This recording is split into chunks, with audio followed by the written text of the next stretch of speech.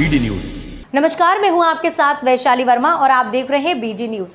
आइए रुक करते हैं आज की खबरों की ओर। भोपाल नई दिल्ली समता पार्टी ने अपने दिल्ली एनसीआर हरियाणा प्रदेश कार्यालय फरीदाबाद कार्यालय कमांड सेंटर में बनाते हुए प्रेस वार्ता की ओर से इसी के साथ आगामी लोकसभा का बिगुल फूंका। राष्ट्रीय अध्यक्ष उदय मंडल और कार्यकारी अध्यक्ष संजीव भारद्वाज ने कहा, हम एक बार फिर खड़े हुए हैं, उसी विश्वास के साथ लोकसभा चुनाव में उतरेंगे क्योंकि देश भर से हमें प्यार मिला है और हम पहली बार में बिहार और मणिपुरम में सीएम बनाए तो हरियाणा में बीजेपी को समर्थन देकर सरकार बनाई। इसी परंपरा को आगे बढ़ाते हुए एक बार फिर हम हरियाणा, दिल्ली, बिहार, झारखंड, मध्य प्रदेश, छत्तीसगढ़, गुजरात, राजस्थान और मणिपुरम में इसी जोश के साथ कैंडिडेट उतारेंगे। चुनाव की कमान इसी कार्यालय से पूरे देश के लोकसभा चुनाव का कंट्रोल सेंटर भी होगा और समता पार्टी ने पूरे भारतवर्ष में 100 से ज्यादा लोकसभा सीटों पर उम्मीदवार उतरने का ऐलान किया है, जिसकी शुरुआत कुरुक्षेत्र लोकसभा से नरेश कुमार जोगी को उम्मीदवार की घोषणा करते हुए की।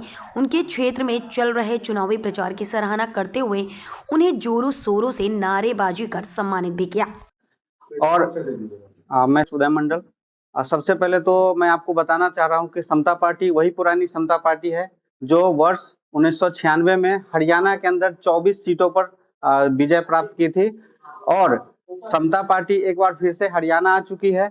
हम लोगों ने कुरुक्षेत्र से समता पार्टी का जो चुनावी शंखनाद है, हमने चुनावी शंखनाद कर लिया था। हालांकि कार्यालय तो हमारा पहले से ही है, ये हमारा प्रदेश कार्यालय है। हमने इस कार्यालय को और एक्सपेंड किया है, डेवलप किया है। ये आने वाला जो लोकसभा चुनाव होगा और लोकसभा चुनाव में समता पार्टी पूरे देश में लगभग 100 सीटों पर तैयारी कर रही है। उस तैयारी के लिए ये हमारा एक कमांड सेंटर होगा कि जो देश में हमारे कैंडिडेट्स होंगे उनको यहाँ से कमांड दिया जाएगा। और हरियाणा के अंदर अगर हम बात करें तो हरियाणा के सभी लोकसभा सीटों पर समता पार्टी अपनी उम्मीदवारों की घोषणा करेगी। हमने चुनावी शंखनाद जो हमारा था वो कुरुक्षेत्र से हमने शुरुआत की थी, इसलिए सबसे पहले हम लोग कुरुक्षेत्र जो लोकसभा सीट है वहां से समता पार्टी के जो उम्मीदवार होंगे माननीय श्री नरेश कुमार जोगी जी जो समता पार्टी के टिकट पर चुनाव लड़ेंगे, हमने अभी इनके नाम की घोषणा की है। बाकी जो नामों की घोषणा होगी जैसे ही चुनाव का नोटिफिकेशन आएगा, इलेक्शन कमीशन के द्वारा शायद 11 तारीख के बाद जो है नोटिफिकेशन आने की संभावना है।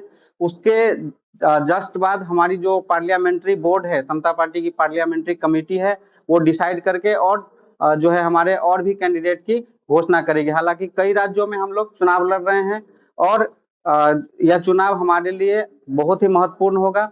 समता पार्टी 2 बार 2 मुख्यमंत्री 2 राज्यों के मुख्यमंत्री दे चुके हैं और समता पार्टी के जो हमारे आदरणीय नेता थे, आदरणीय जॉर्ज फर्नांडिस साहब जो देश के पूर्व रक्षा मंत्री भी रह चुके हैं, कई सांसद, कई विधायक, हरियाणा की बात करें तो कई बड़े नेता हैं जिन्होंने समता पार्टी के टिकट पर चुनाव लड़ा है और आने वाले समय में कई जो दिग्गज नेता है वो समता पार्टी के टिकट पर आपको चुनाव लड़ते नजर आएंगे।